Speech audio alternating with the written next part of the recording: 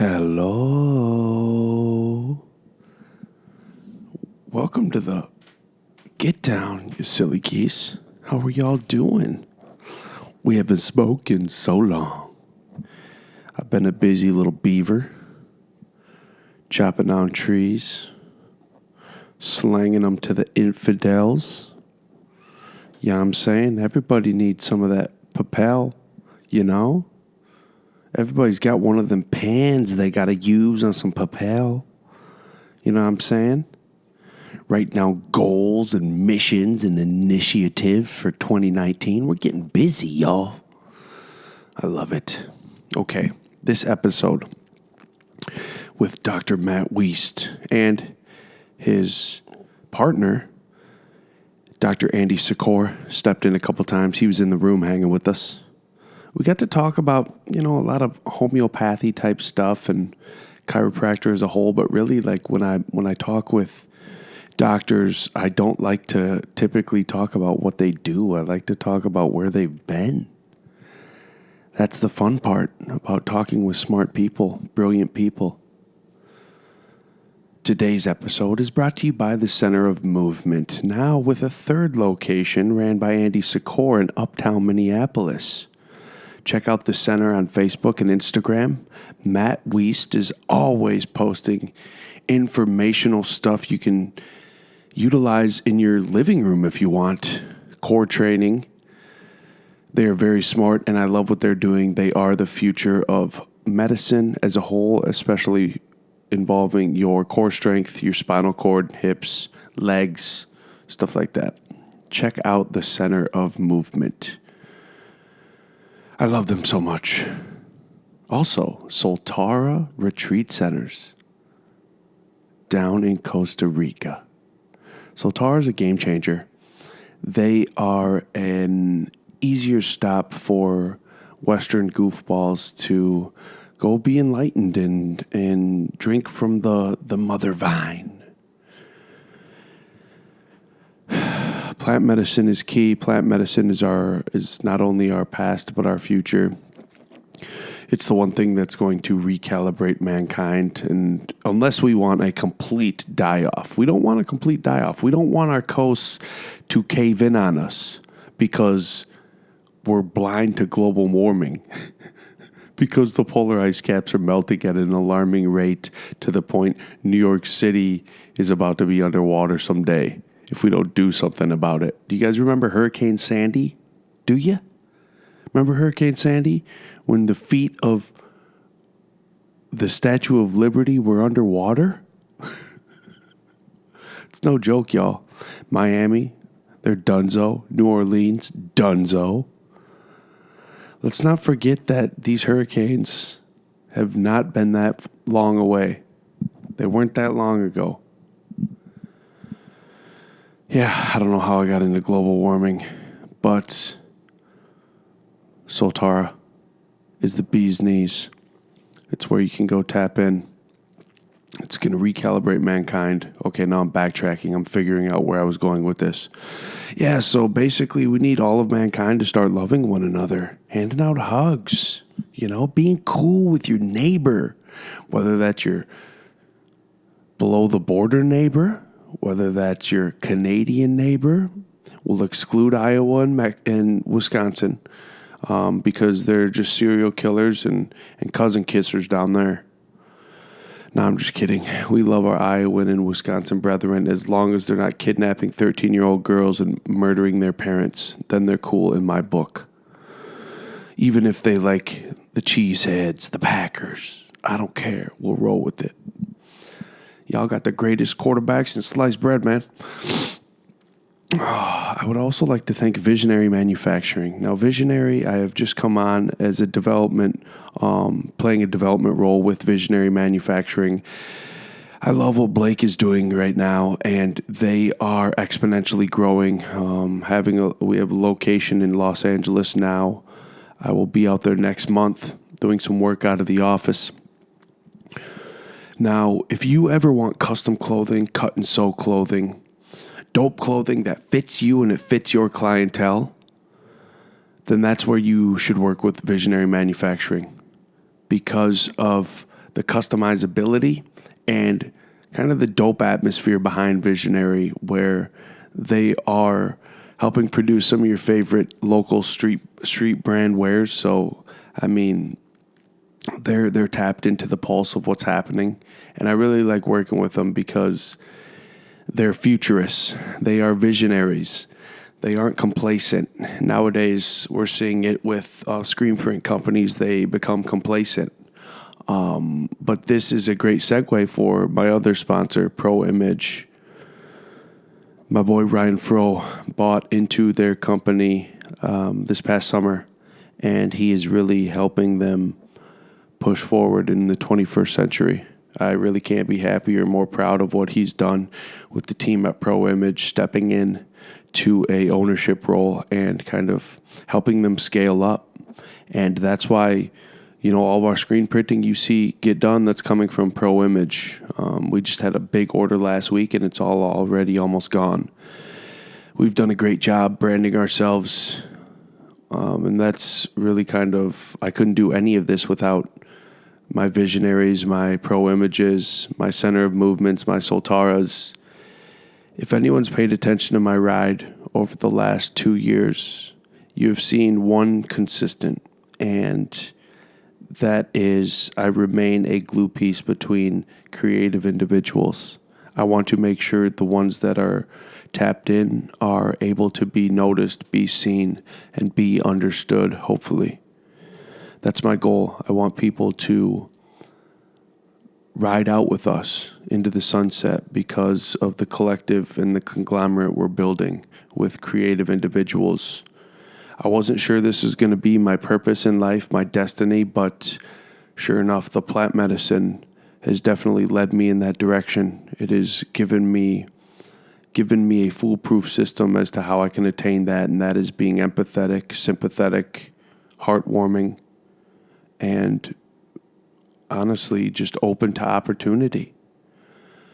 I have always kind of been the type of person who will take the dive first and ask questions later whether or not that pool was 4 feet. Now that's obviously metaphorical because you should never dive headfirst into a 4-foot pool, but that's kind of my life where I jump into things early on, and then I check if my parachute is working later. I make sure it's stuffed in there and folded well on a later date. Ask forgiveness, not permission. With that being said, I love you guys so much. Enjoyed the show. We've got another big one coming out with Anahita Champion as well. Lots of gems in that episode. But first, get through episode, 122? 120.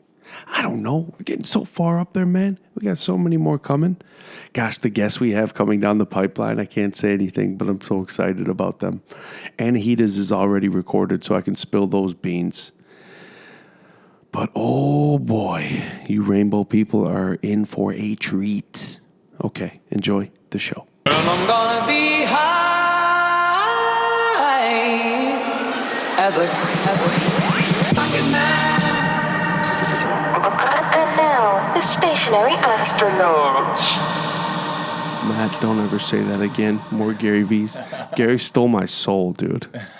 I sold my soul to get that dude here. Fucking idiot.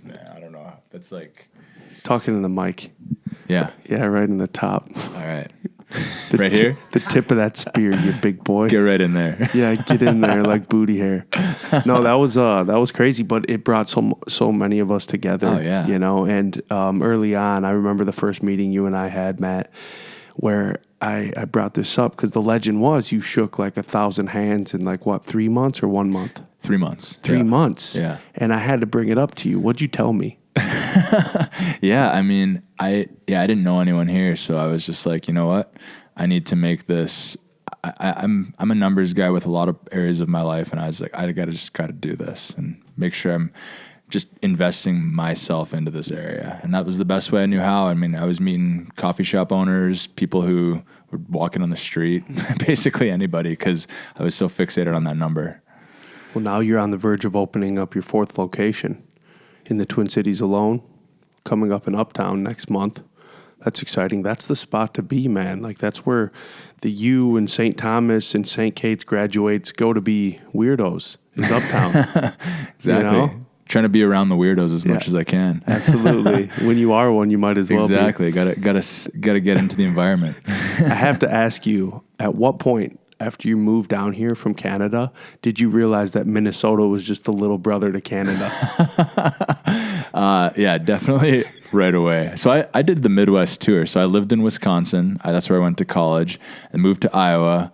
And that's where I did my chiropractic degree, and then moved back up here. I will say the difference between Minnesota and Iowa is insane. I feel like it's just crazy how much just that little bit further south makes a difference. But yeah, Minnesota is pretty much Alberta, Canada. Straight up. And half my family's from Montreal. Oh yeah. The freaking inbred Dubé family up there. The poutine. No, I caused some ruckus the other day because we have this in our town. We have this corn water tower that's been around for decades. And I feel that since we're kind of in a league of our own in regards to how we're perceived compared to Iowa, we need to just let Iowa and Nebraska hold on to the corn husker states. We don't need to be represented by a husk of corn. No. We have way more to offer than being known for the world's biggest corn tower. Absolutely. I think it's kind of corny if you ask me. I think that's a good way to put it.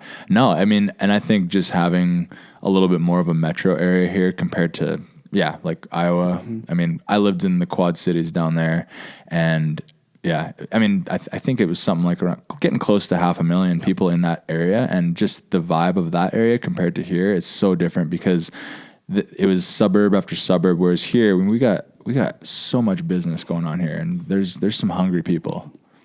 Minneapolis actually kind of reminds me of Toronto. Yeah. And vice versa. For sure. Where it's just kind of the atmosphere, coffee shops, breweries, a lot of big business operating, and then sports facilities too, which is cool. Now, with the center of movement, Dr. Wiest, I should say, the Wiest infection. The Wiest infection. First time I met you, I called you Dr. Wiest because I went to school with some Weiss, but it was EI. Yeah. And then you're like, no, think of yeast infection.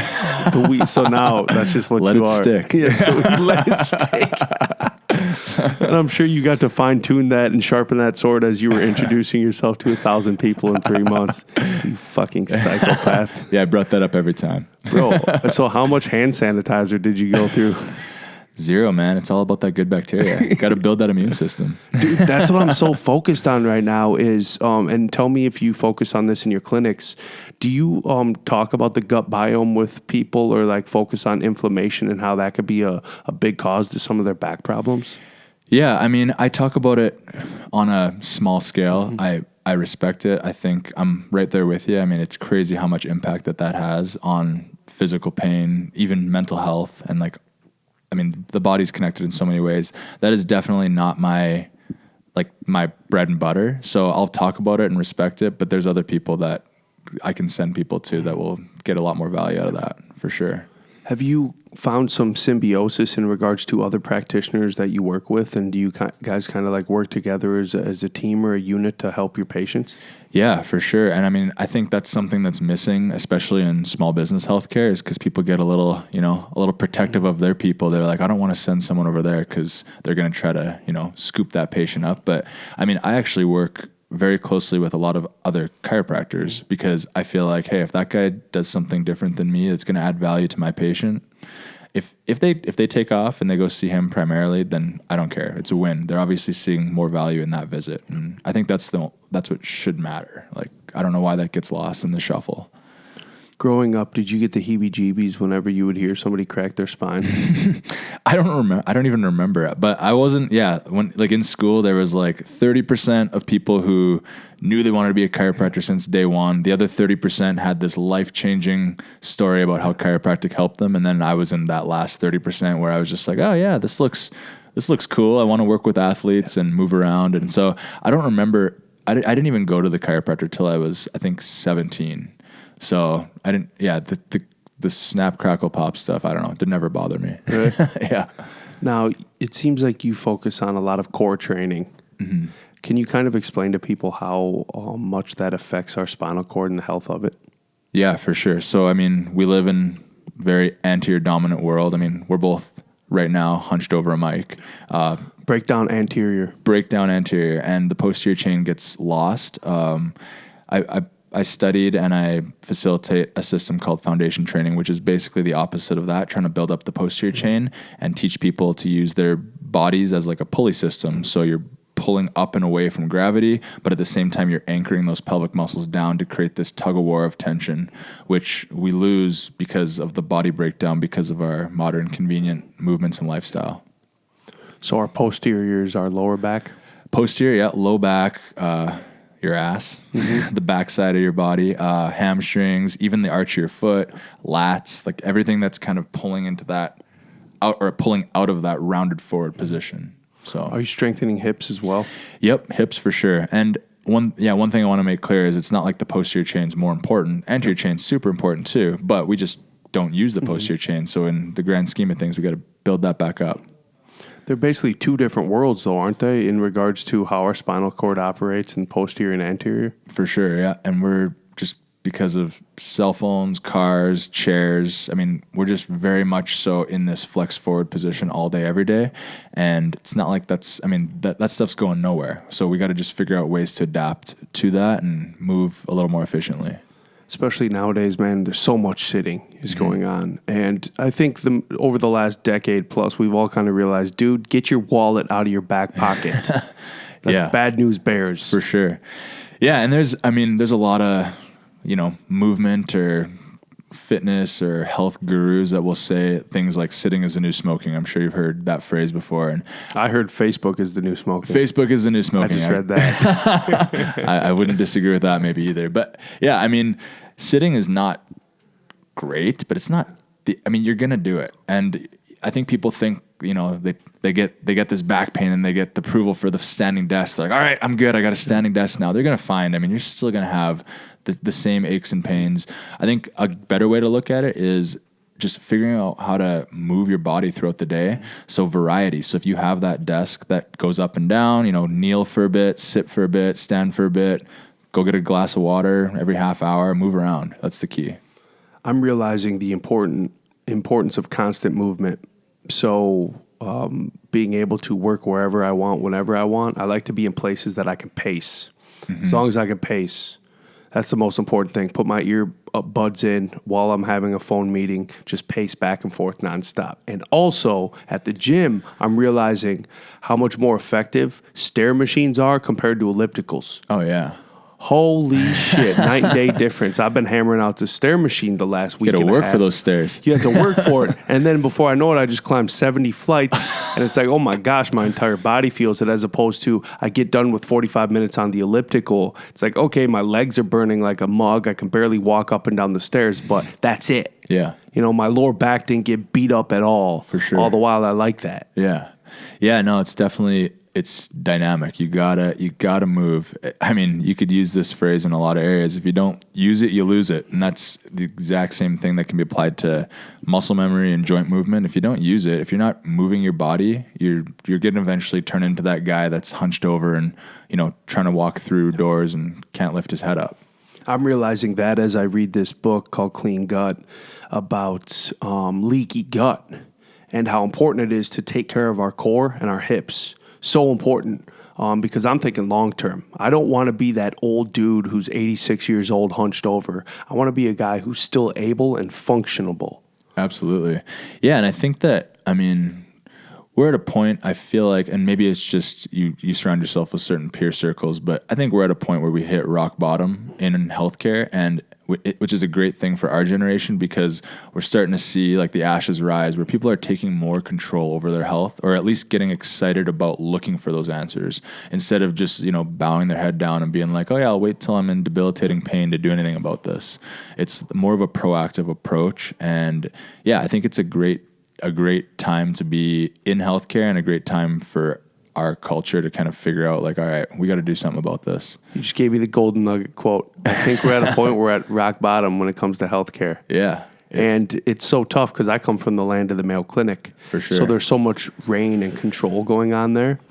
where people are realizing, if you've ever had a major surgery, I had a major shoulder surgery, and when it comes to their physical therapy, it was not smooth sailing there for a while. You felt like you'd go in there, you're just going through the steps, and they're trying to strengthen you, but at the same time, like they could have been doing more. And then I go to my friends who are practitioners, and it's like, oh my gosh, I'm actually feeling the progress, and I'm seeing the progress, as opposed to they're there just to get my insurance money. Oh yeah.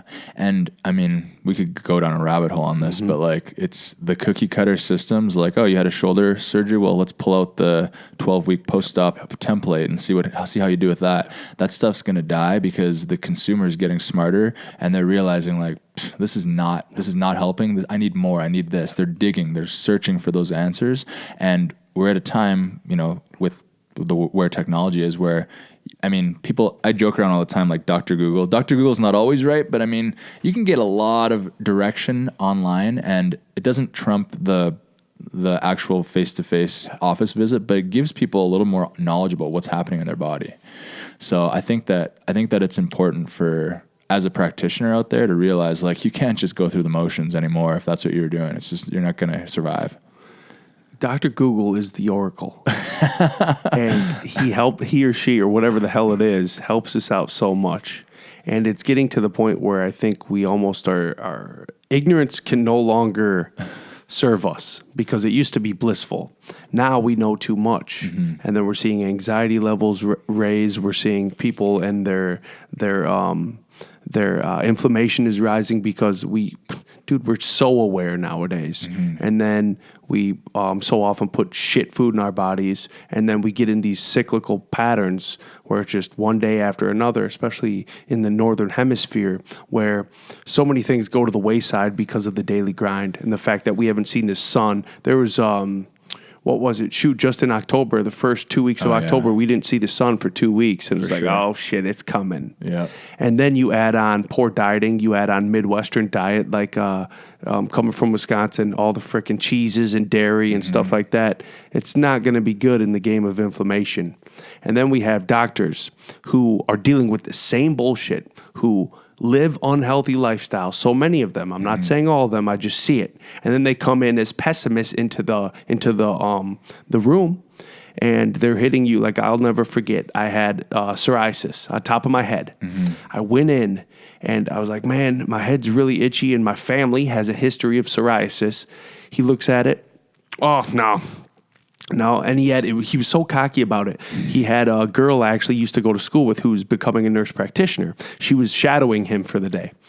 He's like, no, that's just bad bad dandruff. I was like, what are you talking about? I was like, can I at least get a second opinion? He's like, I left. Okay, I left. And then Mayo Clinic has this hub where it's a message board, okay? So you can talk with your practitioners and your doctors. And I was sending in messages like, can I please just get a referral? Because Mayo Clinic is a referral-based hospital, so you have to go through the gatekeeper to get to any department. Rightfully so, they're huge. So they finally sent me to the skin doctor, and she did a biopsy. Sure enough, it came back as psoriasis. And it's like, dude, this is so sure. He was so sure, and he was so cocky, and it was a 5 minute. It was just in and out, and I was like so skeptical the entire time. But that's just one case. I have countless cases of myself, friends, or family members where it's the same old, dude. You're just one cog in a big wheel, and they just want you in and out.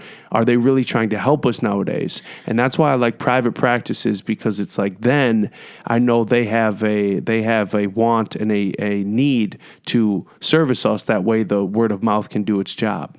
Well, yeah. And I mean, if you're in private practice, you don't have that system, that internal referral base. So, I mean, if you want to be a successful clinician, you have to be investing in your own continuing education and figuring out like, what's the next thing I can do to help my people? I think I think a lot of that is maybe, like you said, ignorance, where they get stuck in their ways of, this is how the world was 20 years ago or 30 years ago, or this is what we learned in school. I can tell you right now, I mean, not dogging on my education, but there's a lot of things that I learned in school that were outdated, and that's not specific to chiropractic. I hear similar stories from my friends who are MDs, similar stories from my friends who are physical therapists. It's the way, I mean, the education system is behind 2019.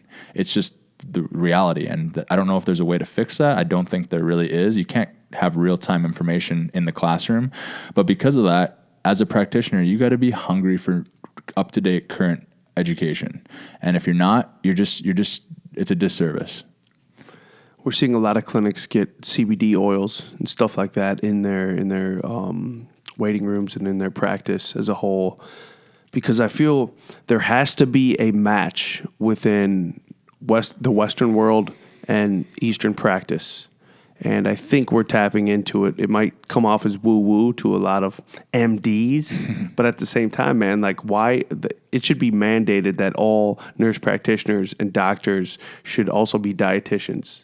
Like they just should, no matter what, they should, because if so much of our, like 90% of our serotonin, for instance, comes from our gut, why aren't psychologists always focused on diet then? They should. Yeah, no, exactly. And what really blows my mind is I'm not anti-Western medicine. It is very important to have that, but why do we see it as the first line of defense? And a lot of them as well. It's like, why I had somebody message me the other day about doing some prenatal chiropractic care, and the way that she was wording it was, she was just like, I really wanted to get through this pregnancy without having to go see a chiropractor, but I've been taking Tylenol every day because of this thing going on. And I just feel like, nothing against like her mindset. It's just the way that she's been brought up. But like, why is it so much that the holistic or the less invasive answer is like, I really want to try to avoid that, but I'm super open to just doing a lot of very invasive procedures. I don't know. It seems like a backwards way of thinking to me. There's got to be like a first line of defense, food, diet, movement. And if that's not taking care of it, then let's find out what other interventions we can do. That's really tough, especially nowadays. What we're realizing, just little bits of caffeine and what it can do to a baby. We just had one. You've got a couple.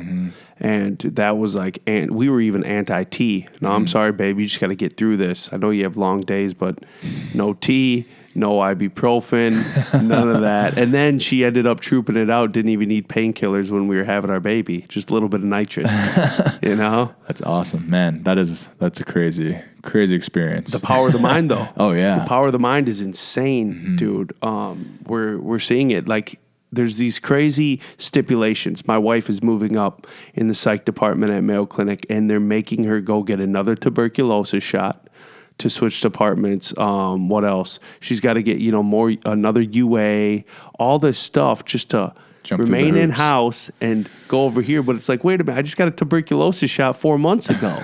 Now they just want you to set the appointment and go do this, this, and this just so you can move around. And it's just, dude, it's crazy. Like, because there are states where if you're a nurse, you have to have a flu shot. I am strongly against forcing shots on people. For sure. I understand some people get them, some people don't, but to force 87 shots on my daughter before she goes to kindergarten, it's like, dude, I've already got a program with my doctors where we space everything out. Exactly. Yeah, and I mean, it's that's a whole can of worms. But I feel like a lot of the arguments are based again on like what happened 20 years ago. When you and I were kids, there wasn't 87 shots that happened as like the recommended protocol. It was a lot different. It was maybe less than a quarter of that. And it's just and now, like you were saying, 2018, 2019, we just live in a very much more cortisol driven, heavy, toxic world compared to what 20 years ago was with our diet and food and just even environmental stresses. It's just it's a different thing. And I think people forget to like realize that when they're trying to weigh out the pros and cons. I'm very neutral on that just because I feel like it's a personal decision. But when you're making that personal decision, you should be educated and making that based on, true real-time stats and information. And that's the crazy part is when Dr. Google has shown me what I need to know, and then I go in and I talk with these doctors, and they're fucking clueless. And it's yeah. like I'm walking them through a diagnosis. I'm walking them through the Right. operation. And that's what worries me is like, wait a minute, we have these people who have, like we were talking before we went hot, the ones we're supposed to trust are the ones with the letters behind and in front of their name. But they're the ones in here clueless. It's like, Yeah, and it's like an easy thing. I mean, you get those letters. It's easy to go into autopilot because you've got that built-in trust, right? So you earned that. You went to school, you got the letters, and now you've got this built-in set-up trust. So there's a lot of people across the board in any profession that go into this autopilot, and it's just a scary thing. I mean, like you're saying with the mind. I mean, it's really incredible like how much impact it has just on even like doctor-patient language and how you're explaining somebody to somebody. I actually try really hard to avoid talking too much about diagnosis with patients because I feel like a lot of times that's all they hear and they get like Dr. Google has done wonders for us because the people will come in and be like, yeah, I think I tore my rotator cuff, they'll say. And I'll be like, okay, well, let's see what's going on. And I'll work them up and, maybe it turns out that it's actually a neck issue. And I don't want to go into a ton of detail because then next thing you know, they're talking about how, I've got this like debilitating disc in my neck that's thrown off my shoulder. I don't know if, I might have to get, it just turns into this spiral mentally where people can't get out of that. Like it turns into the only thing they're fixated on as opposed to like, hey, you know what? There's a lot of shit that you can do to control this and to get out of this. So let's focus on that instead of the label. when you plant a seed, it does one of two things. It either withers away because it didn't get nutrients, or it grows. And unfortunately, when we plant that placebo, it's going to grow, especially when they're coming in with a preconceived diagnosis. It's like, oh, shit. Mm-hmm. Uphill battle as a practitioner, you know. Andy, you big boy. Have you ever heard of, we've got one of your doctors in here, Andy, hanging Dr. out Andy. with us. Yeah, the future in Uptown. Have you ever heard of Dr. JoeDispenza? No, I don't think so. Okay, so he wrote the book, You Are the Placebo. Oh, yep. I've heard of that book. And he was bedridden. I think he broke some part of his spinal cord. And he was laid up. And he meditated his way out of that hospital bed. He couldn't move his legs or anything. I think it might have even been neck down. Have you heard of this, Andy? Jeez. And he meditated his way out of it. That is wild. It took a while, but he self-healed himself. Andy, you got something to say about it? Yeah, I mean, he's chiropractic royalty. So I went down the rabbit hole with him 4 or 5 years ago. But yeah, the story with him is he was, I think he just graduated school and he was doing a bike ride or triathlon or something. And he just got smoked by a car. And he was an inch away from death. So he pretty much was just laid up in a bed. And I don't know how many vertebrae he completely they were trash. They were hanging by pieces. And he pretty much had nothing to do. He was just laying around. So he's like, all right, I got a pretty good understanding of anatomy. You know, I'm fresh out of school. So I'm just going to sit here and imagine my vertebrae getting put back together. And, first time takes a minute, loses focus, starts thinking about something else. But he gets better and better and better to the point where he's spending 2-3 hours at a time just reconfiguring his vertebrae. And I don't know what the timeline is, but, it's that classic story where he goes in for a checkup and they do imaging and they lose their mind. They don't know how he did it. So that was kind of what started his whole journey into the power of the mind and placebo effect and all that quantum jazz. But yeah, it's a wild story. And that's a doctor. And he came out of it a legend. He is chiropractor royalty. And because that is the aha moment where there's something greater at work. Where, oh my gosh, as a practitioner, how can you take that and run with it? Because now you have a whole nother tool in your wheelhouse where it's like, wait a minute, I can instill positivity and optimism in my patients as well, to the point we're a unit and we can get through this because it's been done before. I'll give you that book and I'll let you read it. I read it a few years ago. And it was early on, he talks right about it, what happened to him and how he got out of it. And then he kind of breaks it down as the book goes on. But right away in the book, man, you start realizing, whoa, this is mystical. Yeah, for sure. Another one you were touching before about like childbirth and with your wife. Have you heard of hypnobirthing? My wife did this. There's a book and there's actually local classes, but it's basically, power of the mind again, just like going through the scenario of how this is a natural process and, it's an animalistic thing. And I think one of the things that she brought up that stuck with me is if you look at any other mammal or animal that gives childbirth, it's not this like screaming, crazy situation. It's a very natural, calming situation. And I'm not a woman, so I don't feel comfortable talking about childbirth very often because I'm in no place to. But I mean, it's just an incredible thing. And I feel like books like that, where it's like the power of the mind can put you into a certain state where you can really change the outlook on how you look at the situation.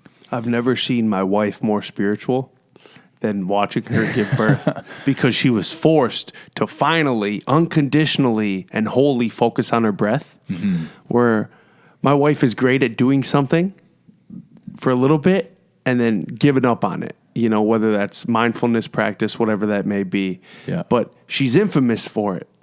And seeing her on that table where it's like, finally, you're forced to do what we've been talking about for so long. And she's nailing it. Yeah, and she's nailing it. She was killing it. She was so spiritual. She was in the moment. She was zenned out. Yeah. It was incredible. What do you guys think about prana? Yeah, I mean, I think Andy can probably... Okay, so have you ever heard of the prana serpent? No, I think maybe from you briefly, but okay. So it's mystical, but the thing is they always even the serpent wrapped around the emergency symbol.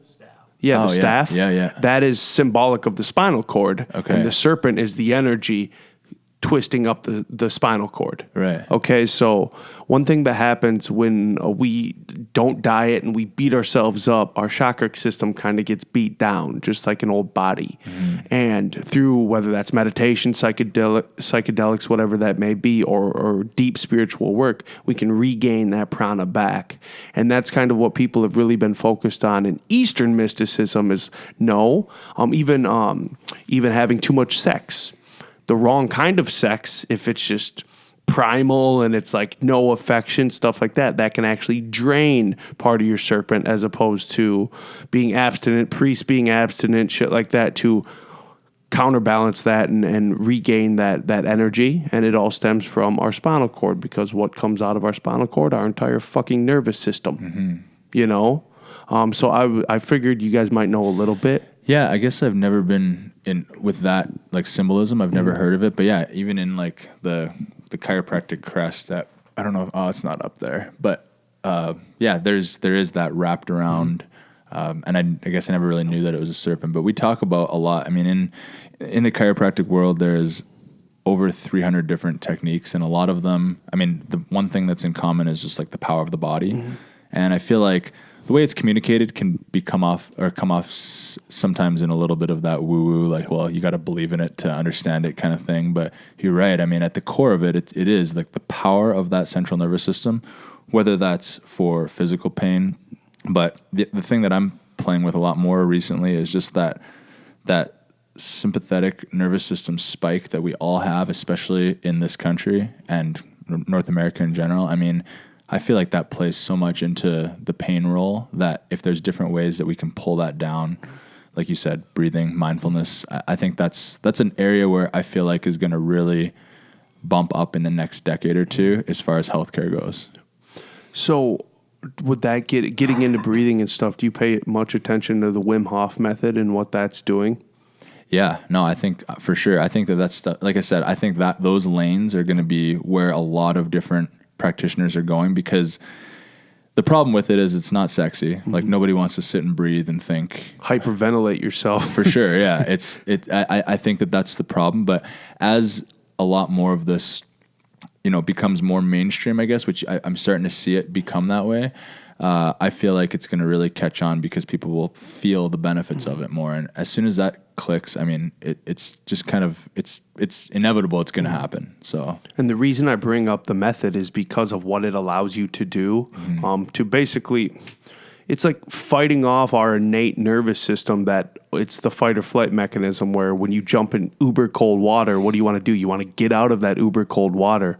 But your body hits a point when you're matching that breath work with the physicality of getting into something cold, or even a cold shower running down your spinal cord. It sucks early on, but once you get past the shock of it, what it does to your self-healing proponent of your body is incredible. Not just inflammation, but fighting off disease. Yeah, it's forcing your parasympathetic nervous system to show up, because you're right. You get that quick jolt, and then after that, it's like, okay, well, how can I bring this down? And it's almost like if your sympathetic nervous system was a muscle, it's just exercising that muscle because it's so underused. And that's, fight or flight is sympathetic, and parasympathetic is the rest, digest, and we just don't take time. I think that's going to be more prominent in a lot of gyms too, because a lot of gym spaces are this like high intense vibe, which that's kind of what we crave, but it just kind of breeds the same thing with this sympathetic cortisol driven culture that we have. So finishing off class with some breathing or some kind of an active exercise to push that parasympathetic nervous system to match it up, I think is going to be something that you'll see more of in fitness. You got to set your gyms up like feng shui, Dad. I know. Get that zen going. Yeah, bro. You got to feng shui the shit out of your gyms, dog. You got to freaking burn incense and sage. You heard it here first, Andy. You got to burn the sage. There's a guy that I need you to meet. I want you to meet. His name's Nick too. So perfect. But he could talk on this forever, and I think you guys would have good combos. You got to link me up. I'll link you up, man. Don't tease me with a good time. I'll dangle the carrot. It's coming for you. Where did the center of movement come from? Yeah. So, I mean, like with the name? Yeah. Yeah. I'm a huge nerd. So you ready for this? Yeah. So yeah, I'm an acronym guy. So I wanted something that was all encompassing, for what I believed in. And the big things that in my business is chiropractic, education, nutrition, therapeutic exercise, and recovery. So those, CENTAR, that makes up the base of my business. So I've tried to play with a whole bunch of words, and finally I figured out it was like a word puzzle, the center. It made sense. And the center also is a symbol for a lot of other things, like we were just talking about with the spine and the center of your locus of control. I think a lot of times we put that outside of ourselves and rely on different practitioners, when the center, you are the missing piece, and like you as the center is the thing that's going to make this pull you out of whatever situation you're looking to get out of. We're the only ones who control our existence. Exactly. You are the center. You are the center of your own locus of control. So I'm really happy to see our planet kind of awaken to that, where it's like, listen, man, we live in such a comparative, externalized society nowadays, and it isn't just us, dude. Japan's feeling the same fucking thing. Mm-hmm. China right now, they've had 5G for years, and they're already droned out. So, and it's even scary to see these new Verizon commercials where 5G is coming. We're going to be the first ones with 5G. It's like, oh shit, y'all ready to get your brain fried? Yeah, exactly. But it's so like people should change their advertising to that. Yeah, they should. But people are becoming way more aware of centering yourself, ground yourself, and that's why people are making it a point to I got to get to Colorado where the sun shines. I got to get out to Golden, Colorado. There's also a town or an area in Washington State, the southeast corner, where they get per day base, they get some of the most sun. That's why Golden, Colorado is called Golden, Colorado, because of the amount of sun they get. Southern California, same thing. Mm-hmm. Do you know what sungazing is? Yes. Okay, so from Nick. Yeah, from your hippie Nick. Boy, yeah. Dude, I got to meet hippie Nick guy. for sure. But he'll tell you the same thing. Now with sungazing, it's all about being able to ground yourself to the planet. We can't really do that when we live in the tundra, but also being able to tap into you start at 10 seconds, the first hour of the sunrise or last hour of sunset, because the UV rays won't burn our freaking eyeballs. Mm-hmm. And then for 9 months, you go up in 10-second increments. So first day, 10 seconds, second day, 20 seconds, and so on. But you have to to be grounded to the ground. And then by the time the 9 months is over, you're at 44 minutes. And then you basically, dude, you're living off that piranha dog. That's what you're eating. You can, you don't really need much food. You can just drink water. You're cruising. Need very little sleep.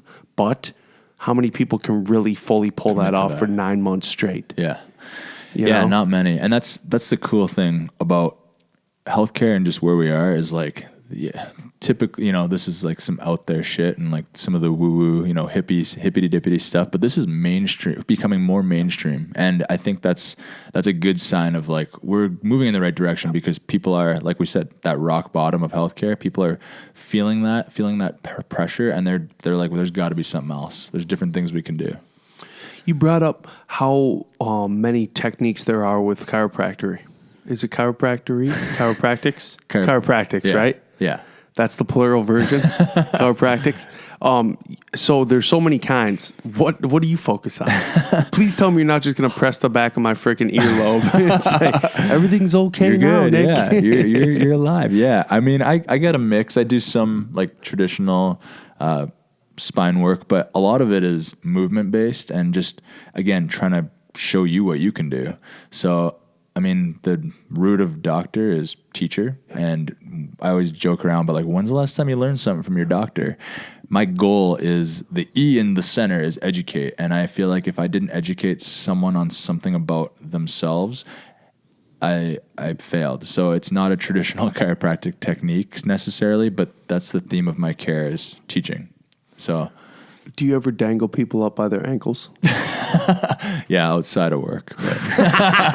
Give me a change, sucker. Get out of the way. No. But isn't that a good technique to relieve pressure, though, on our spinal cord?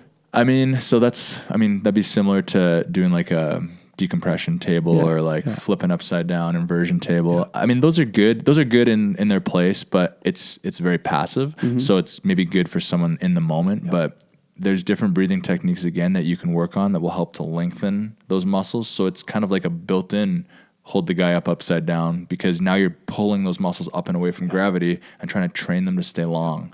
To me, that's a much more sustainable way to do things instead of flipping upside down on a table, 5 minutes of relief, and then all of a sudden gravity's back. So aren't they flipping the script now though, where they created these machines where you can dangle from your neck? Yes, they do have those too. That freaks the shit out of me, but it intrigues me to the point I need to get one. Andy. Yeah, there's some wild stuff there. Yeah, no, I've seen those too. Same thing, still passive. And I mean, I think there's a time and place, like when people are really in acute pain, there's maybe some benefit to that, just to get them to be able to unlock a little bit more movement so they can do some of the other things. But otherwise, it's going to be way more beneficial to try to train the body to stay long. You know how vegans talk about how their vegan lifestyle runs the world? Mm-hmm.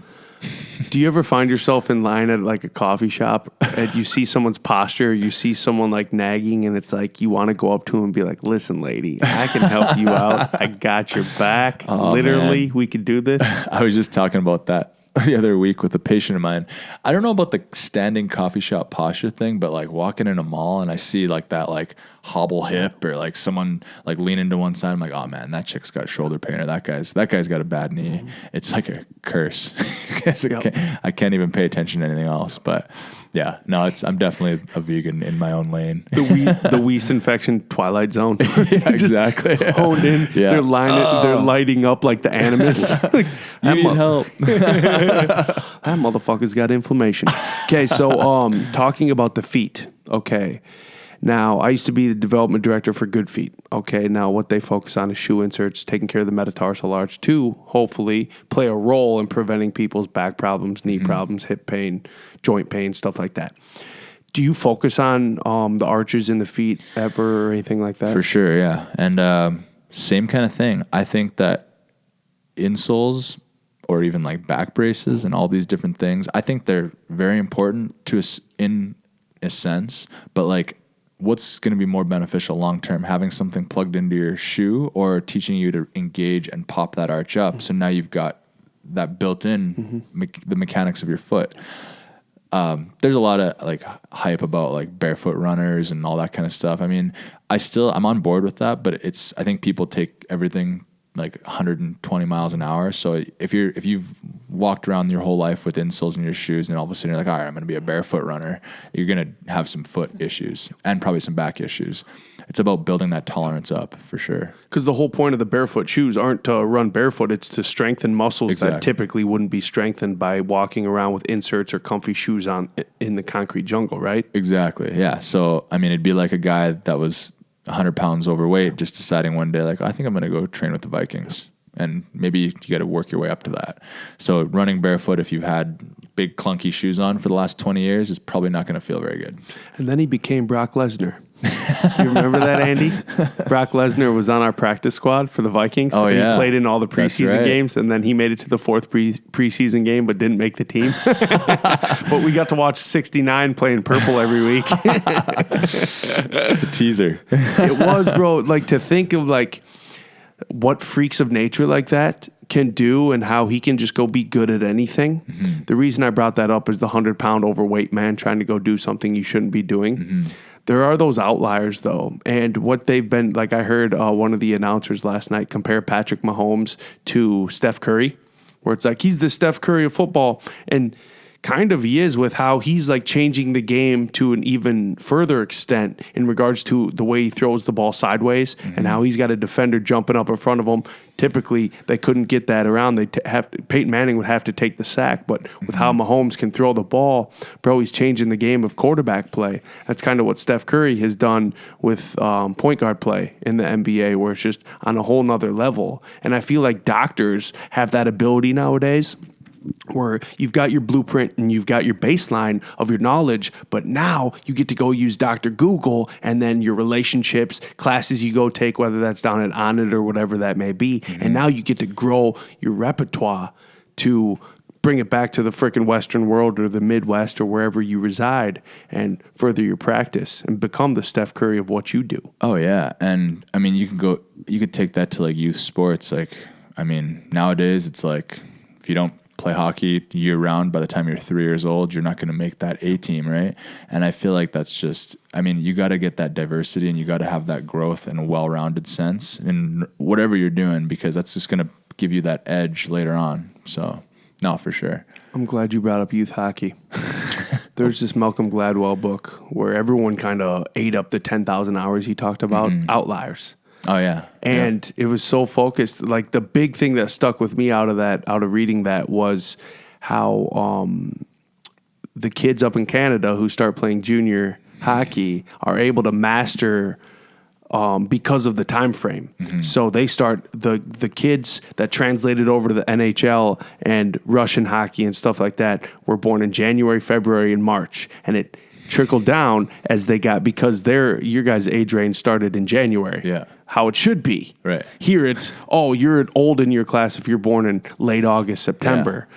But up there, they were able to get their hours in quicker, and it might have just been an extra 1,000 hours. Mm-hmm. But they saw a substantial heightening of how these kids advanced and how they ended up in the NHL just because of when they were born, because they were able to get their time in earlier. Oh yeah, I'm born in October, and when I have a cousin that was born in slow. January. Yeah, I'm a little behind, but I have a cousin my age that was born in January, and I remember just always being like, "Oh yeah, well, this TJ was born in January, so he's gonna be bigger and stronger." And yeah, about 8th grade, I started crushing him. Yep. It took me a while, but TJ, yeah, TJ's a little bitch.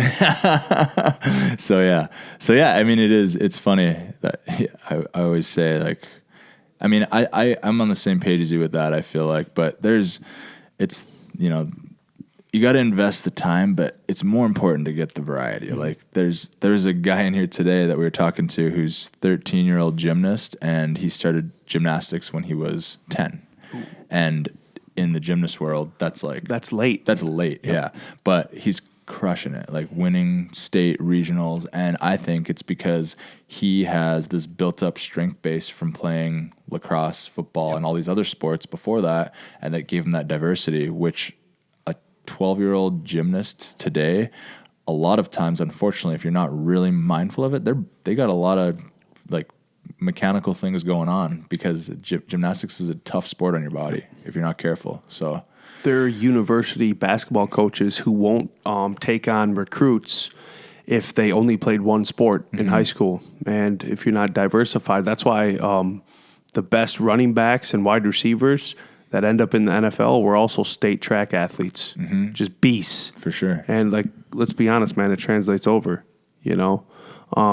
Same thing with like, dude, I don't get to use Grant Cardone, any of his quotes very often. I freaking despise the dude. But talking about that 13-year-old gymnast who started when he was 10, bro, be obsessed or be average. For sure. That's my favorite people are the ones that obsessed over a singular thing and then it turned into their career. Those are my favorite people. The freaking weirdos who just like obsessed and would sacrifice Friday nights because they love the spine so much, Andy. They would sell their soul for the spine. That's Andy. How did you know? Well, if you're going to take over the freaking Uptown office, bro, you better get your poop in the group because it's go time, dog. It's You're go gonna time. see so many 28-year-old college graduates with masters working at Target corporate coming in to visit you and your sensual red half beard. I think I'll fit in quite nicely. Yeah. Got the look? Do you live up there?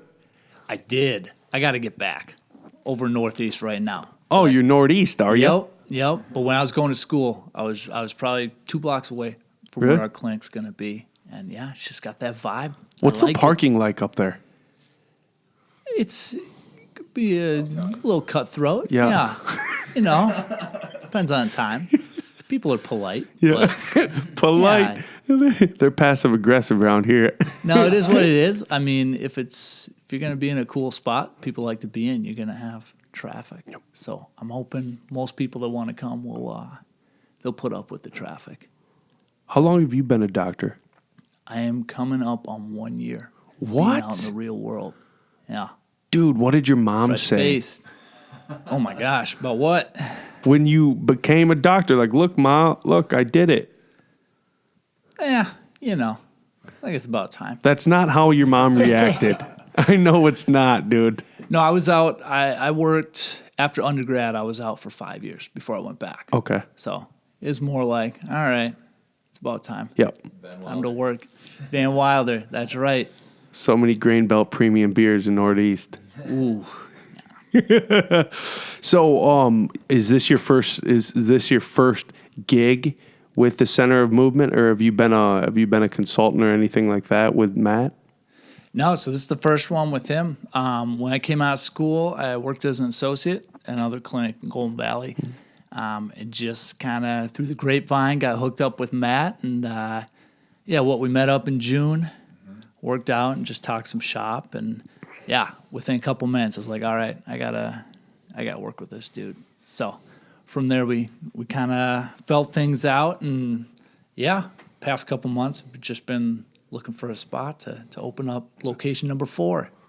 Dude, that's so insane. Your exponential growth is on another level, Wiest.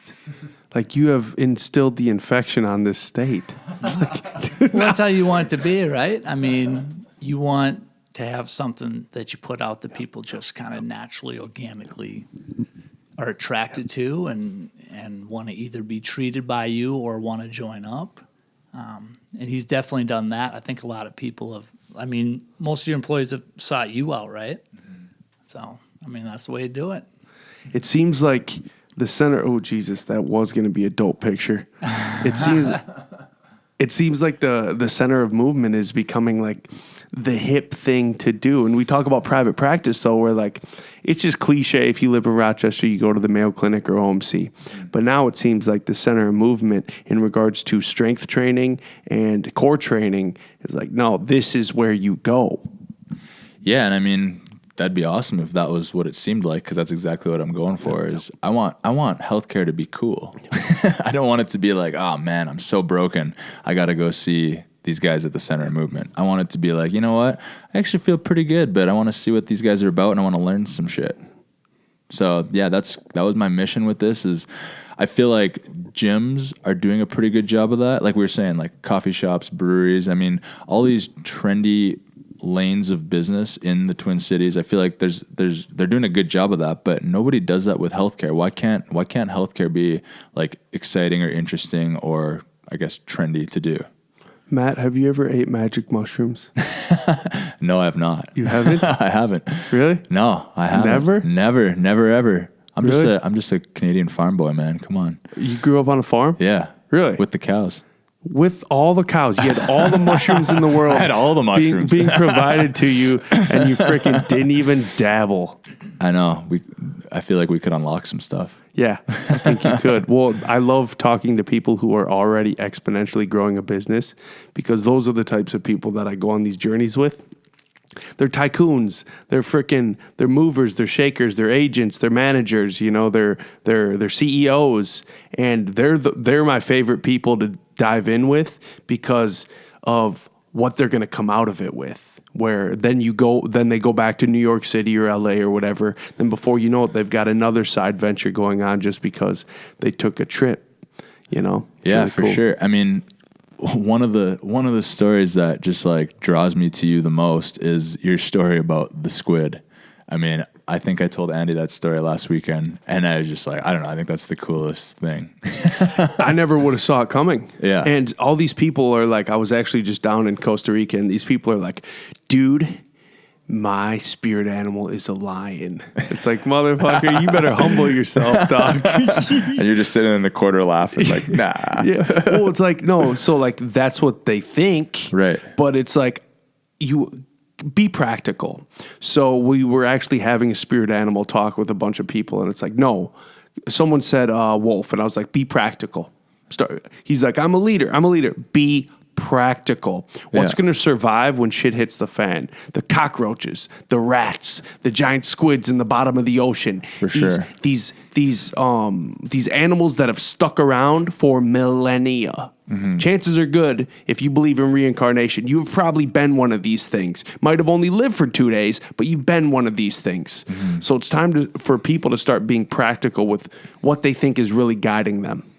And when you're lucky enough to be able to find something out like that, that was a gift when I found that out, because it all my existence on this planet all made sense then. Where it's like, oh, okay, it's my job to just pull people in. Mm-hmm. Let's just freaking connect people. Let's connect dots. Let's be a glue piece. Yeah, and I think, I mean, that kind of tailspins into a different conversation. But like, I've been listening a lot of podcasting lately on leadership. You're just talking about the wolf and like, yeah, I'm a leader. I feel like culture just breeds that. Like, being a leader is supposed to be like the mecca of success, and it's not. Like, and I think that as, you know, maybe even as a business owner or as somebody in a leadership position, you might feel like you have to do all the things, be the leader, be the manager, be the worker, be the squid, be the connector. I mean, there's people that are going to be better at those things than you, whether you're the owner of a business or you're not. I mean, I know for me, I'm a worker bee. Like I'm hoping that my leadership is by example, and I'm not the best manager of people. There's other people that are much better at that job than me, because my life is kind of an organized chaos, and I'm not so much like that dialed in system guy, which I think traditionally is what a good leader should be. And I'm just coming to terms with that's okay. It doesn't have to be the system. It doesn't have to be exactly what this cookie cutter thing. Being a leader sucks. Frickin' sucks, dude. All that responsibility. Yeah. It's not like glamorous. People think, and that's where, like, unless you've been a leader, unless you've been in the position to be a coach or be in charge of people's lives, then you realize what it's really all about. So many people like to throw it around because they've managed a small office. Go manage 60 people and then tell me how fun it is. Tell me how your wolf, that wolf is your spirit animal. Then let's talk. Yeah. Bro, it ain't all what it's supposed to be. The rat becomes a little more glamorous at that point. Yep. Straight up. I'd rather be Master Splinter, hanging out in the sewer, chopping it up with freaking turtles, giving them all the doses to the point they get all muscular and love pizza with anchovies, Andy. With anchovies. Okay, so my battery's about to die and we're pushing an hour. So you've given me the goods, but we're gonna throw a twist in this month. Ooh, you are twisty. You understand? You understand what I'm saying here? I'm listening. Let's hear it. Okay, so oh boy. Okay, so when you grew up, Did you shop at Old Navy or Gap? Oh, Gap. Really? Yeah. Really? I don't know why. I don't know. Did we have Old Navy in Canada? I don't We know. must have. No, I think that's no. Yeah, probably not. I shopped at the nearest place to shop was an hour away, so we didn't shop many places very often. Do you remember I was just talking to a kid because I coach basketball, and I just was talking to a kid he brought in with his clodhopper boots on, and I was telling him, dude, the worst feeling ever was when you would get to school and you realize you forgot your shoes. So you had to wear your boots Gotta all wear that. day, bro. Oh, yeah. And you get, and God forbid it's the day for gym class, and it's like, man, I got to wear my boots while we play trench. This is horrible, Andy. It's not okay. Yeah, no. I did have a little Ed Hardy phase right before college, which I'm not proud of. Bro. But I think that was bred because I didn't have the opportunity to shop when I was a little guy.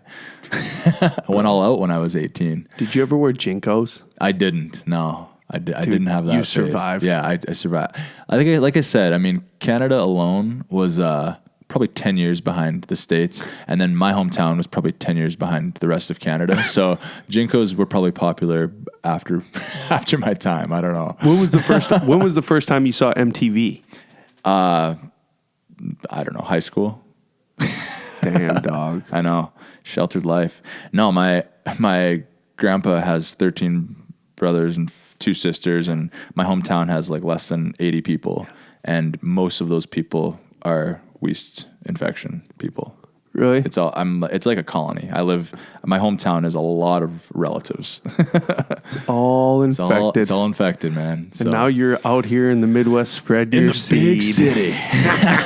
Big city living. Well, dude, this is dope. So when can people expect the 4th location to open? Yeah, we're opening up in January. So that first week in January, no set date yet. We're giving it a little surprise element. So but it'll be January, right on Lindale in Minneapolis. Right on Lindale? Yeah, right off Lindale. So close to French Meadow. Look out. Y'all are in trouble.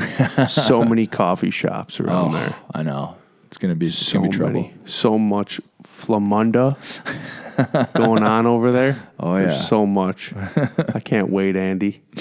I'm ready. Dude, I can't wait. Let's get it cracking. All right, I love you guys. Love you, man.